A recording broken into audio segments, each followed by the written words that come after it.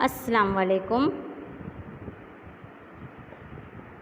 Standard 11 subject economics part 4 chapter number 2 बुनियादी ख्याल और इस्तिलाहात। सबसे पहले हम देखेंगे कि हमने पार्ट 3 के अंदर मैंने आपको संपत्ति ना प्रकारों बताया था, उसकी खुसूसियत बताई थी, उसके बारे में ताल्लुक़ बताया था, उसकी तारीफ़ बताई थी, यानी कि दौलत की खुसूसियत। उसके अलावा हमने फलाह व बेहूदी के बारे में जानकारी हासिल की और उसके बाद मैंने आपको बताया था कि पैदावार के वसाइल यानी कि उत्पादन साधनों। तो मैंने आपको बताया था कि पैदावार के मखसूस 4 वसाइल है। कितने वसाइल है? 4 वसाइल है। तो वो भी मैंने आपको बताया था कि पैदावार के 4 वसाइल कौन कौन से हैं। तो सबसे पहले था ज़मीन, फिर उसके बाद मेहनत, मुंतज़िम और सरमाया। ज़मीन को मैंने आपको बताया था कि भूमि भी कहते हैं, मेहनत यानी कि श्रम, सरमाया गुजराती में मूड़ी कहते और मुंतज़िम यानी कि नियोजक। तो पैदावार के 4 वसाइल कौन कौन से हैं? तो पैदावार के 4 वसाइल ज़मीन, सरमाया, मेहनत और मुंतज़िम। ये पैदावार के 4 वसाइल है जो पैदावार में अतिया करते हैं।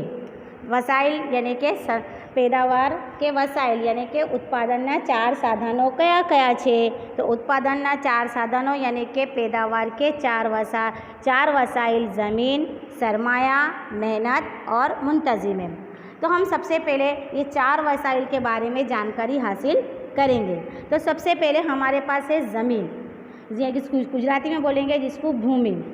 तो हम ज़मीन के बारे में अब हम जानकारी हासिल करेंगे कि ज़मीन की खुसूसियत और उसकी तारीफ़। तो पैदावार का सबसे पहला वसाइल है ज़मीन। मासियात में पैदावार के वसाइल में ये वसाइल बहुत ही अहमियत वाला है। तो हम जानेंगे कि ज़मीन किसे कहते हैं। तो हम आम ज़बान में इसको आराम से बोल सकते हैं कि इसका आम मायने है कि हमारे पास जो ज़मीन है उसकी ऊपरी सतह पर जहाँ पर इंसान रिहाइश करता है उसे हम ज़मीन कहते हैं, है ना। लेकिन मासियात में ज़मीन के मायने बहुत ही वसी है।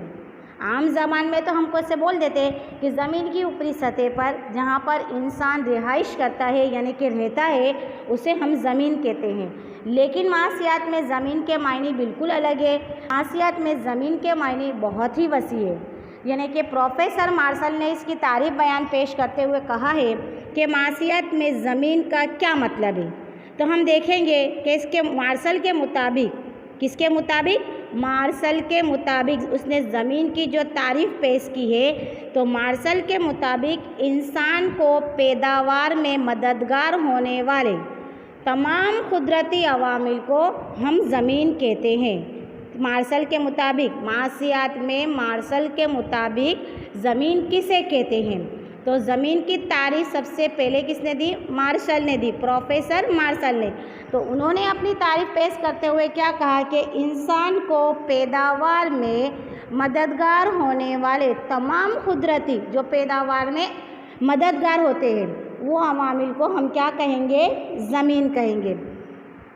मसलन सूरज है, हवा है, ये जितने भी है ये सब कुदरती चीज़ें जो पैदावार करते हैं और उसमें जितने भी कुदरती अवामिल काम लेते हैं हम जिसे, तो ये तमाम के तमाम कुदरती अवामिल को क्या कहेंगे? हम ज़मीन कहेंगे। मसलन हवा पैदावार के तौर पर इस्तेमाल करते हैं, जैसा कि बाग चरखी के वक्त के ज़रिए तवानाई पैदा होती है।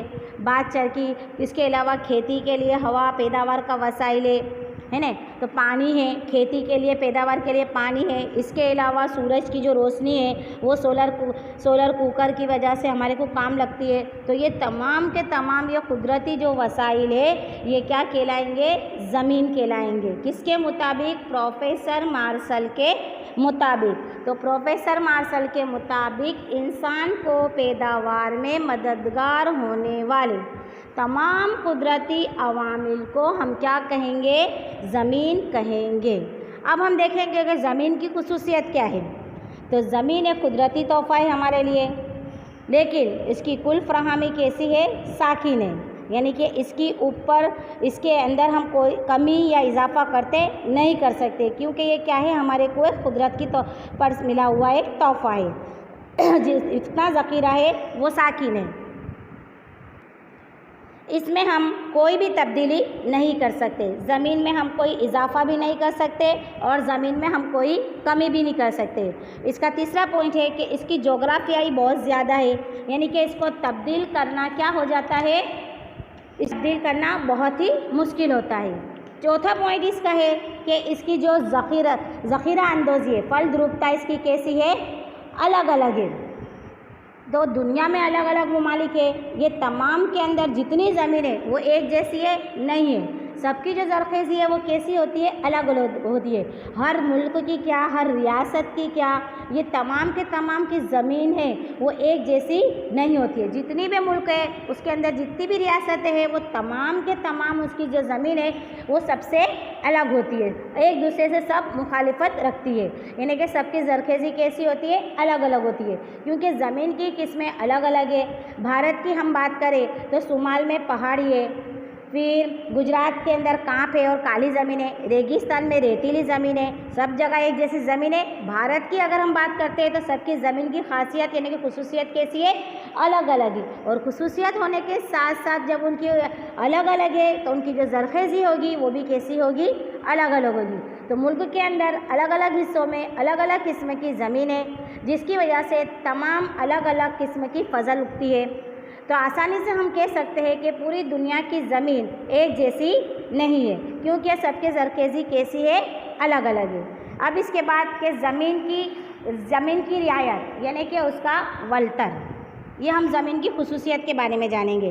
तो सबसे ख़ास पॉइंट ये है कि रियायत यानी कि ज़मीन से मिलने वाला किराया, ज़मीन से हमें क्या हासिल होता है, यानी कि हमारे को क्या फ़ायदा है। तो ये होता है ज़मीन की ख़ास पॉइंट है कि रियायत यानी कि ज़मीन से हासिल होने वाला किराया, जिसको बोलेंगे हम ज़मीन। अब इसके बाद हम देखेंगे मेहनत, क्या देखेंगे, मेहनत देखेंगे, मेहनत की तारीफ़ देखेंगे और उसकी खुसूसियत के बारे में जानकारी हासिल करेंगे। तो मेहनत किसे कहते हैं, तो दीगर इंसान के ज़रिए नज़र या ज़ेरे नज़र रियायत के साथ जिस्मानी और ज़हनी तौर पर काम करते हैं उसे मेहनत कहते हैं। मेहनत श्रम किसे, श्रम कोने कहेवामां आवे छे, तो दीगर इंसान के ज़ेरे नज़र रियायत के साथ जिस्मानी और ज़हनी तौर पर जो हम काम करते हैं उसे हम क्या कहते हैं, मेहनत कहते हैं। लेकिन मेहनत करने वाले को हम क्या कहते हैं, मज़दूर कहते हैं। क्या कहते हैं, मज़दूर, जिसको गुजराती में कहेंगे श्रमिक।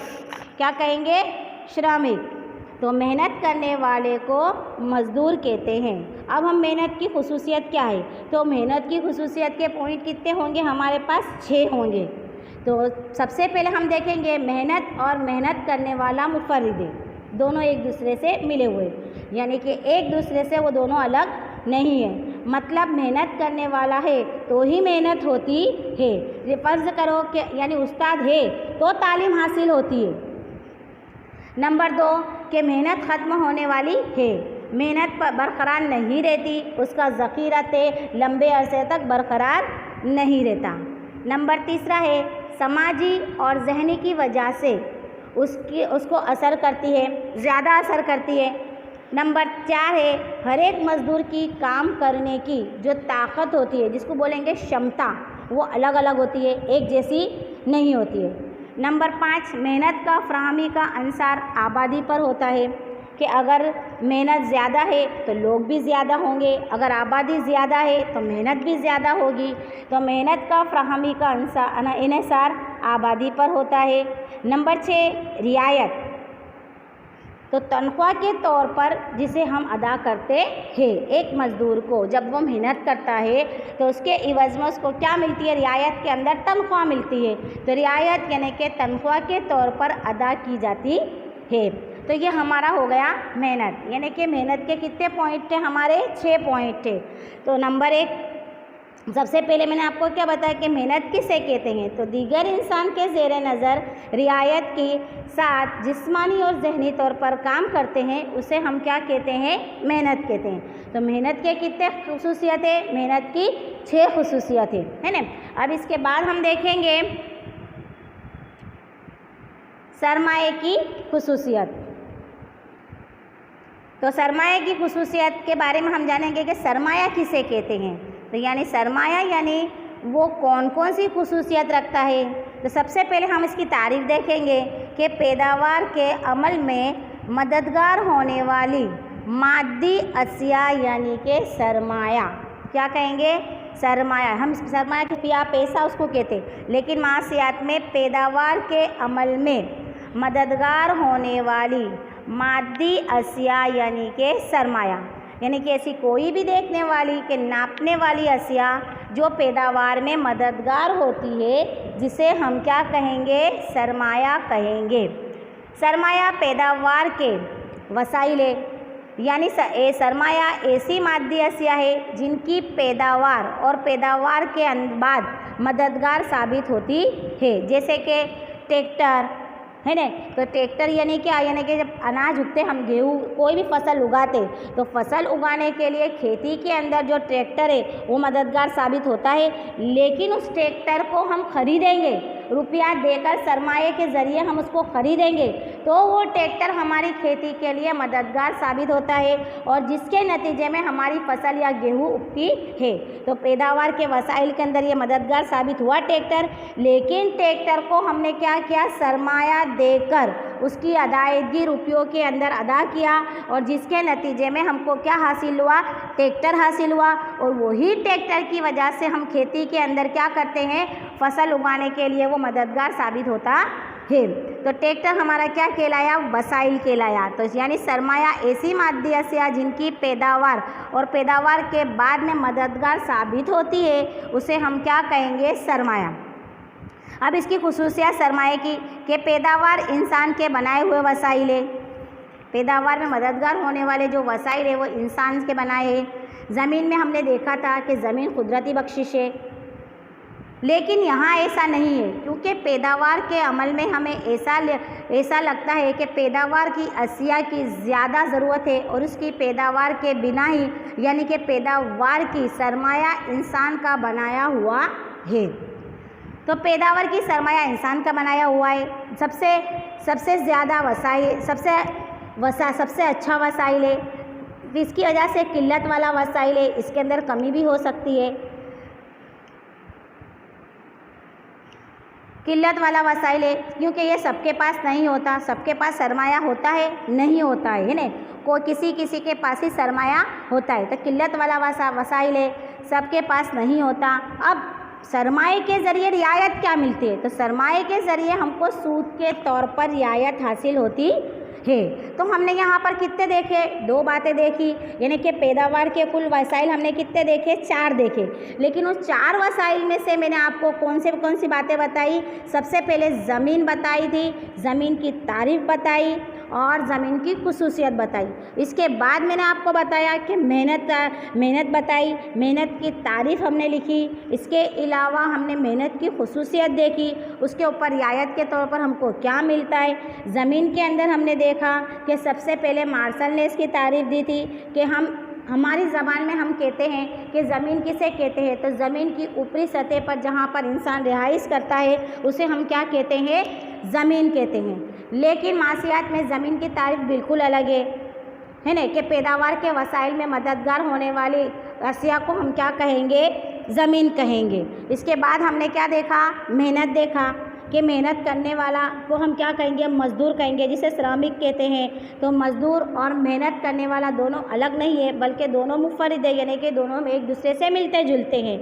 अगर मेहनत है तो मज़दूर है और मज़दूर है तो ही मेहनत है, ऐसा हम कह सकते हैं। अब इसके बाद हमने इसकी रियायत देखी कि ज़मीन के अंदर हमने देखा था कि रियायत के तौर पर हमको किराया मिलता है। जैसा कि हम किसी को ज़मीन देते हैं तो ज़मीन के ऊपर हम लोगों देखते हैं कि घर बांध के देते हैं, तो घर बांधने के बाद उसके ऊपर हमको किराए के तौर पर हमको सरमाया हासिल होता है। इसके बाद हमने मूड़ी यानी कि सरमाया देखा, तो सरमाए के अंदर हम कमी या इसको कर सकते हैं, इसके अंदर किल्लत भी हो सकती है, जबकि ज़मीन एक कुदरती तोहफ़ा है, उसके अंदर कोई हम कमी और इजाफा नहीं कर सकते। इसके अलावा हमने देखा कि ज़मीन के अंदर किल्लत भी सरमाए के अंदर किल्लत भी हो सकती है, क्योंकि ये सबके पास एक जैसा नहीं होता। लेकिन रियायत के तौर पर हमको इसमें क्या हासिल होता है, सूद हासिल होता है। अब इसके बाद हम दूसरे 2 पॉइंट देखेंगे, नियोजक यानी कि मुंतज़िम, और दूसरे हम देखेंगे एक पॉइंट है आपका जो मैं आपको अगले पीरियड में बताऊंगी।